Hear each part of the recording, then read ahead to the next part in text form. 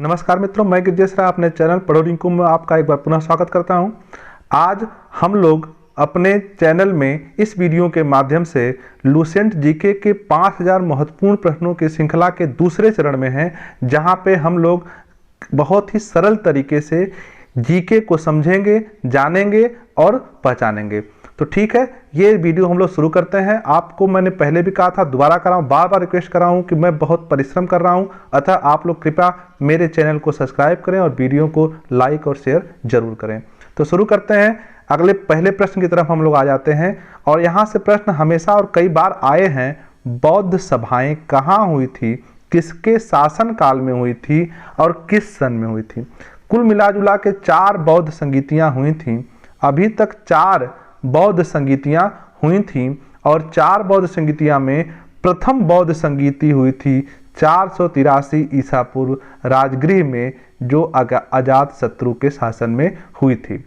उसी प्रकार से दूसरी बौद्ध संगीति 387 ईसा पूर्व वैशाली में कालाशोक के शासन में हुई थी। उसी तरह से तीसरी 255 ईसा पूर्व पाटलिपुत्र में अशोक के शासनकाल में, और चौथी और अंतिम बौद्ध संगीति हुई थी 1ली शताब्दी में कुंडलवन के जगह में और कनिष्क के शासन में। इस प्रकार से कुल 4 बौद्ध संगीतियाँ हुई थीं। इसको याद करने का सबसे सरल तरीका है, आप देखेंगे प्रथम संगीति प्रथम शताब्दी, ठीक है, या आप ऐसे नीचे चल सकते हैं। चतुर्थ जो है प्रथम शताब्दी में, तृतीय दूसरी शताब्दी में, द्वितीय तीसरी शताब्दी में और प्रथम चतुर्थ शताब्दी में। तो ये आप याद कर सकते हैं। चतुर्थ पहली में, तृतीय दूसरी में, द्वितीय तीसरी में और प्रथम चौथी में। कैसे हुआ था, कहाँ हुआ था? राजगृह में, वैशाली में, पाटलिपुत्र में और कुंडलवन में। अजात शत्रु, कालाशोक और अशोक कनिष्क। अका अक रा वै पाकू क्या है? 4 बौद्ध संगीतियां हैं। कौन? रा वै पाकू। इस प्रकार से याद कर सकते हैं। तो प्रथम राजगृह में, चौथी शताब्दी में, द्वितीय तीसरी में, वैशाली में, तृतीय 255 में, कहाँ पे? पाटलिपुत्र में, चतुर्थ पहली में, कुंडलवन में। तो इस प्रकार से 4 बौद्ध संगीतियाँ, यहाँ से प्रश्न जरूर आते हैं और यहाँ से प्रश्न जरूर आएंगे। आप ध्यान से उसको देखते रहिएगा। और एक चीज जानकारी जो विशेष है, चतुर्थ बौद्ध संगीति के बाद जो है बौद्ध धर्म जो है चतुर्थ बौद्ध संगीति के बाद 2 वर्गों में बट गया। कौन कौन सा? हीनयान, एक बना हीनयान और दूसरा जो बना उसका नाम था महायान। तो चौथी बौद्ध संगीति जो कि प्रथम शताब्दी में हुई थी, उसके बाद बौद्ध धर्म जो है 2 भागों में बट गया, हीनयान और महायान। मेरी उम्मीद है कि आपको वीडियो पसंद आ रहा होगा और जरूर से इसे लाइक शेयर सब्सक्राइब करें, ताकि मुझे मेरी मेहनत का परिश्रम मिलता रहे। धन्यवाद। आगे बढ़ते हैं। दूसरा अगला प्रश्न आज का कह रहा है कि नाथ संप्रदाय की स्थापना किसने की? ये बहुत ही इंपॉर्टेंट प्रश्न है कि नाथ संप्रदाय की स्थापना किसने की थी? तो नाथ संप्रदाय की स्थापना मत्स्येंद्र नाथ ने की थी। मत्स्येंद्र नाथ ने की थी। और एक चीज, इस संप्रदाय का प्रचार प्रसार व्यापक रूप से, इसका जो प्रचार प्रसार है वह गोरखनाथ के समय हुआ। गोरखनाथ की रचनाएं गोरखबानियां हैं, ये भी जानने के लिए जरूरी है। आगे बढ़ते हैं। तो नाथ संप्रदाय मत्स्येंद्र नाथ। अगला, एलोरा के कैलाश मंदिर किसने बनवाया था? राष्ट्रकूलों ने। क्या बनवाया था? एलोरा का कैलाश मंदिर। एलोरा का कैलाश मंदिर किसने बनवाया था? एलोरा का कैलाश मंदिर राष्ट्रकूलों ने बनवाया था। अगला प्रश्न, भारत में सर्वप्रथम इस्लाम कहाँ से आया? तो अरबों द्वारा लाया गया था। इस्लाम कहाँ से आया था? अरबों द्वारा लाया गया था। कहाँ पर? भारत में। अरबों द्वारा जो है इस्लाम का आगमन हुआ। कहाँ पर? भारत में। आगे अगला प्रश्न, ईसा मसीह को सूली पर किसने चढ़ाया? ईसा मसीह को सूली पर किसके शासन में या किसके कहने पर चढ़ाया गया था? तो किसके कहने पर चढ़ाया गया था? रोमन गवर्नर पोंटियस के कहने पर ईसा मसीह को जो है सूली पर चढ़ाया गया था। और एक चीज में जानकारी है, ईसा मसीह जो है ईसाई धर्म के संस्थापक हैं, ईसाई धर्म के संस्थापक थे। ठीक है, इनका जन्म यरूशलेम में हुआ था। कभी कोई पूछता है यरूशलेम में इनका जन्म हुआ था। और ईसाई धर्म के संस्थापक कौन है? ईसा मसीह है। ईसा मसीह जो है ईसाई धर्म के संस्थापक भी हैं और उन्हें रोमन गवर्नर पोंटियस के शासनकाल में या आदेश पर सूली पर चढ़ाया गया था। अगला प्रश्न, इस्लाम धर्म के संस्थापक कौन है? इस्लाम धर्म के संस्थापक हजरत मोहम्मद साहब हैं। हजरत मोहम्मद साहब हैं इस्लाम धर्म के संस्थापक। इनका जन्म जो है 570 ईस्वी में 570 ईस्वी में मक्का में हुआ था। कहाँ हुआ था? मक्का में। किसका जन्म? हजरत मोहम्मद साहब का जन्म कहाँ हुआ था? मक्का में हुआ था। कब हुआ था? 570 ईस्वी में। ठीक है, अगला प्रश्न, कुरान की भाषा क्या है? कुरान की भाषा अरबी है। कुरान की भाषा क्या है? अरबी है। कुरान किस भाषा में लिखा गया है? अरबी भाषा में लिखा गया है। ईसा के जन्म दिवस को किस रूप में मनाया जाता है? तो ईसाई लोग 25 दिसंबर को ईसा मसीह के जन्मदिन पर क्रिसमस का त्यौहार मनाते हैं। कब मनाते हैं? 25 दिसंबर को। पारसी धर्म की शिक्षाएं किस ग्रंथ में हैं? जैसे हिंदू धर्म की सभ्यताएं रामायण मुख्य ग्रंथ रामायण है, उसी प्रकार से ईसाई का मुख्य ग्रंथ कौन है? बाइबल है। उसी प्रकार से पारसी का भी मुख्य ग्रंथ कौन है? जिंदा अवेस्ता है। कौन सा है? जिंदा अवेस्ता है। जिंदा अवेस्ता ईसाई धर्म का प्रमुख ग्रंथ है। ईसाई धर्म का प्रमुख ग्रंथ जिंदा अवेस्ता है। चलिए, ईसाई धर्म के जो पैगंबर थे उनका नाम जरथुष्ट था। क्या नाम था? जरथुष्ट था। चलिए आगे बढ़ते हैं। अगला प्रश्न, मगध के प्राचीन वंश के संस्थापक, सबसे प्राचीन वंश का संस्थापक कौन था? बृहद्रथ था। कौन था? बृहद्रथ था। और उसकी राजधानी कौन सी थी? गिरिब्रज थी। क्या थी? गिरिब्रज। क्या थी? गिरिब्रज उसकी राजधानी थी। ठीक है, तो मगध के प्राचीन वंश का संस्थापक कौन था? बृहद्रथ था। आगे बढ़िए। महात्मा बुद्ध की सेवा में बिंबसार ने किसको भेजा? महात्मा बुद्ध की सेवा में बिंबसार ने किसको भेजा था? ये इंपॉर्टेंट प्रश्न है जो अनेक बार परीक्षाओं में पूछे गए हैं। तो ये प्रश्न आया है कि महात्मा बुद्ध की सेवा में बिंबसार ने किसको भेजा? तो बिंबसार ने किसको भेजा? राजवैद्य थे जीवक। राजवैद्य जीवक थे। ठीक है, तो राजवैद्य जीवक को बिंबसार ने भेजा था। आगे अगला प्रश्न, कुलीन किसका नाम था? कुलीन किसका नाम था? अजातशत्रु का। कुलीन किसका उपनाम है? अजातशत्रु का। तो अजातशत्रु को क्या कहते हैं? कुलीन नाम से भी जाना जाता है। अजातशत्रु को कुलीन नाम से भी जाना जाता है। अगला प्रश्न करा है कि सिकंदर के गुरु का नाम क्या था? सिकंदर के गुरु का नाम क्या था? अरस्तु। सिकंदर के गुरु का नाम क्या था? अरस्तु था।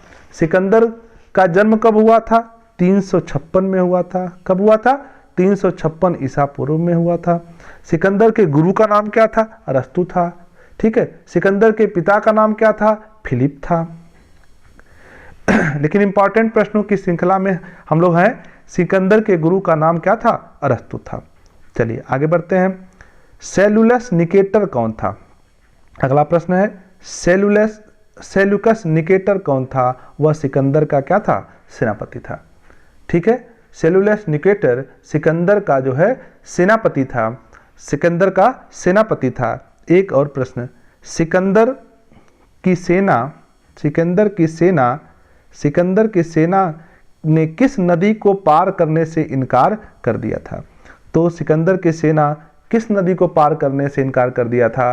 सिकंदर की सेना जब ब्यास नदी के पश्चिमी तट पर पहुंच गई, कहाँ पहुंची? ब्यास नदी के पश्चिमी तट पे, तो उसने उस ब्यास नदी को पार करने से इनकार कर दिया था। ठीक है, ये प्रश्न आगे बढ़िएगा। अर्थशास्त्र के लेखक कौन है? अर्थशास्त्र के लेखक चाणक्य हैं। अर्थशास्त्र के लेखक कौन है? चाणक्य हैं। चाणक्य पूछ सकता है, कहीं कहीं पे इनका नाम कौटिल्य पूछ सकता है, कौटिल्य पूछ सकता है, कहीं कहीं पे इन्हीं का नाम विष्णुगुप्त भी लिखा है, इसलिए सारा जानना जरूरी है। ठीक है, तो चाणक्य का एक नाम क्या है? कौटिल्य है। एक नाम क्या है? विष्णुगुप्त है। और इन्होंने क्या लिखा था? इन्होंने अर्थशास्त्र नाम की पुस्तक लिखी थी। तो चाणक्य ने कौन सी पुस्तक लिखी? अर्थशास्त्र नाम की। अगला प्रश्न है चाणक्य कौन थे? चाणक्य जो है, एक प्रश्न ये भी हो सकता है, चाणक्य कौन थे? तो चाणक्य जो है चंद्रगुप्त का प्रधानमंत्री था। क्या था? प्रधानमंत्री था। ठीक है, अगला प्रश्न, चंद्रगुप्त ने अपना अंतिम समय कहाँ बिताया? तो जान लीजिए, चंद्रगुप्त की मृत्यु लगभग 298 में, ध्यान दीजिएगा, 298 में ईसा पूर्व में कहाँ हुई? श्रवणबेलगोला, नाम है उसका श्रवणबेलगोला में। उस समय वह उपवास में था जब इसकी मृत्यु हुई थी। तो वो चंद्रगुप्त की मृत्यु श्रवणबेलगोला कर्नाटक में हुई। उस समय वह क्या था? उपवास में था। कब हुई थी? 298 ईसा पूर्व में हुई थी। तो 298 ईसा पूर्व में चंद्रगुप्त ने अपना अंतिम समय कहाँ बिताया? श्रवणबेलगोला में, कर्नाटक में, जो इस समय उपलब्ध है। अगला प्रश्न, चंद्रगुप्त ने किससे जैन धर्म की शिक्षा ली? चंद्रगुप्त जो है जैन धर्म को मानने वाला था। किससे शिक्षा ली थी जैन धर्म की? भद्रबाहु से उसने जो है जैन धर्म की शिक्षा प्राप्त की थी। किसने? चंद्रगुप्त ने। चलिए अगला प्रश्न, इंडिका का लेखक कौन है? इंडिका एक पुस्तक है। इंडिका पुस्तक का लेखक कौन है? मेगस्थनीज है। कौन है? मेगस्थनीज है। तो मेगस्थनीज ने इंडिका नामक की पुस्तक की रचना की थी, लेखन किया था। कई बार परीक्षाओं में आया हुआ ये प्रश्न है। आगे बढ़िएगा, मौर्य साम्राज्य का क्रम क्या है? ये भी देख लीजिए, मौर्य साम्राज्य का क्रम क्या है? मैंने एक ट्रिक बनाया है, ये ट्रिक है इसकी। क्या है? चंद्रबिंदु अशोक। कौन है? चंद्रबिंदु अशोक है। क्या है? मौर्य सम्राट का क्रम है। कैसे? देख लीजिए, सबसे पहले चंद्रगुप्त, बिंदु से बिंदुसार और अशोक से अशोक। तो चंद्रगुप्त, बिंदुसार और अशोक, इस प्रकार से ये मौर्य वंश का कालक्रम है। आगे देखिएगा अगला प्रश्न, अशोक ने किस भिक्षु से बौद्ध धर्म की शिक्षा ग्रहण की? अशोक ने, सबसे अंतिम सम्राट जो है, अशोक ने कैसे, किसके द्वारा बौद्ध धर्म की भिक्षा ग्रहण की थी? तो किससे की थी? उपगुप्त से। उपगुप्त से अशोक ने बौद्ध भिक्षु बना था।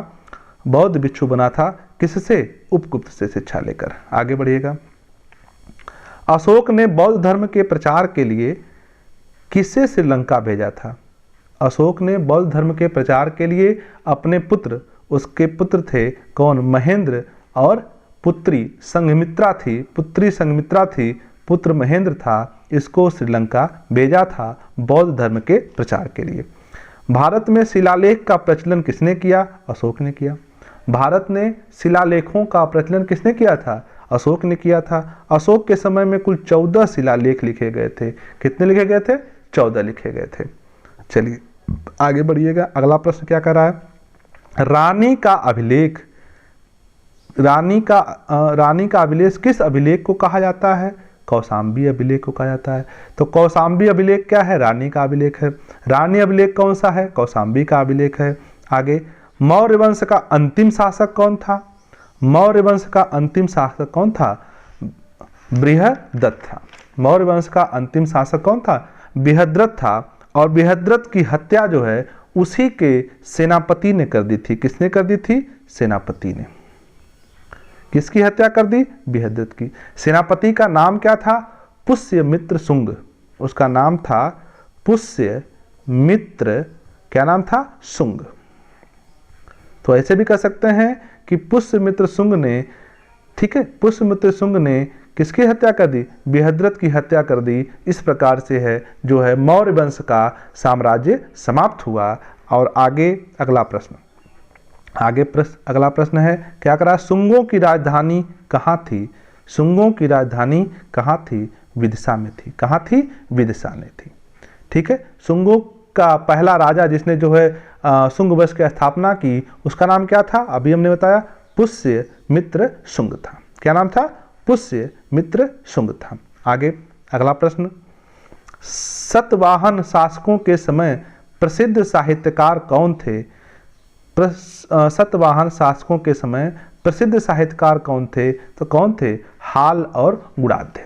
हाल और गुणाढ्य ये दो कौन थे? साहित्यकार थे। ठीक है। हाल ने जो है गाथा सप्तशती, क्या नाम था? गाथा सप्तशती लिखी, और गुणाढ्य ने जो है उसने लिखा था बृहद कथा। क्या लिखी थी?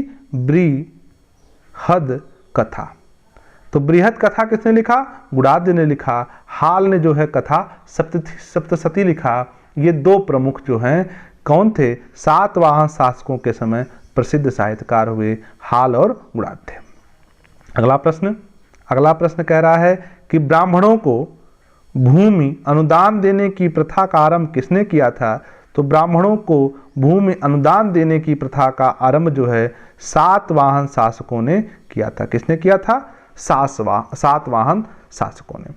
भारत में सबसे पहले सोने के सिक्के किसने जारी किए? तो भारत में सबसे पहले सोने के सिक्के जारी करने वाले कौन थे? हिंद और यूनानी थे। तो भारत में हिंद और यूनानियों ने सबसे पहले सोने के सिक्के जारी किए थे। अगला प्रश्न, चरक कौन था? अगला प्रश्न है, चरक कौन था? तो चरक जो है कनिष्क का राजवैद्य था। कनिष्क का राजवैद्य कौन था? चरक था। चरक कौन था? कनिष्क का राजवैद्य था। ठीक है। और कनिष्क के ही एक चीज और देख लीजिए, कनिष्क के ही राजकवि अश्वघोष थे। कौन थे? अश्वघोष थे। ठीक है। राजकवि देखिए लिखा भी है, कनिष्क के राजकवि कौन थे? अश्वघोष थे, और उन्होंने ही बुद्ध चरित की रचना की थी, और बुद्ध चरित को ही बुद्धों का रामायण कहा जाता है। बुद्धों का रामायण किसे कहते हैं? बुद्ध चरित को कहते हैं, जिसकी रचना किसने की थी? कनिष्क के दरबार के राजकवि अश्वघोष ने। चरक कौन था? चरक जो है कनिष्क का राजवैद्य था, और कनिष्क के ही राजकवि जो थे वो अश्वघोष, उन्होंने बुद्ध चरित की रचना की, और बुद्ध चरित को जो है क्या कहते हैं? बुद्धों का रामायण कहा जाता है। तो इस प्रकार से 2-3 प्रश्न आपस में मिल जाते हैं। अगला प्रश्न, भारत का आइंस्टीन किसे कहा जाता है? भारत का आइंस्टीन किसे कहा जाता है? तो किसे कहा जाता है? नागार्जुन को कहा जाता है। ठीक है। तो भारत का आइंस्टीन किसे कहा जाता है? नागार्जुन कहा जाता है। क्यों कहा जाता है? क्योंकि इनकी एक पुस्तक है माध्यमिक सूत्र। क्या नाम था? माध्यमिक सूत्र। इस पुस्तक में इन्होंने सापेक्षता का सिद्धांत प्रस्तुत किया है। किसका सिद्धांत प्रस्तुत किया? सापेक्षता का। तो माध्यमिक सूत्र इनकी एक इनकी पुस्तक है, जिसमें इन्होंने सापेक्षता का सिद्धांत निरूपित किया। इसलिए भारत का आइंस्टीन नागार्जुन जी को कहा जाता है। किसे कहा जाता है? नागार्जुन जी को। भारत का आइंस्टीन किसे कहा जाता है? नागार्जुन जी को कहा जाता है। आगे अगला प्रश्न है, रेशम बनाने की तकनीक का विकास सबसे पहले कहाँ हुआ? तो रेशम बनाने की तकनीक का विकास सबसे पहले कहाँ हुआ? चीन में हुआ। तो रेशम बनाने की तकनीक का विकास सबसे पहले कहाँ हुआ? चीन में हुआ। तो इस प्रकार से हमने प्रश्नों को देखा। इसी प्रकार से हम लोग 25-30 प्रश्न रोज देखते रहेंगे। महत्वपूर्ण प्रश्नों की श्रृंखला 1000 है, और कुल मिला के 25 दिनों में सारा लुसेंट आपका जो है समाप्त हो जाएगा। तो कृपया इसे लाइक शेयर सब्सक्राइब जरूर करें। बहुत बहुत धन्यवाद।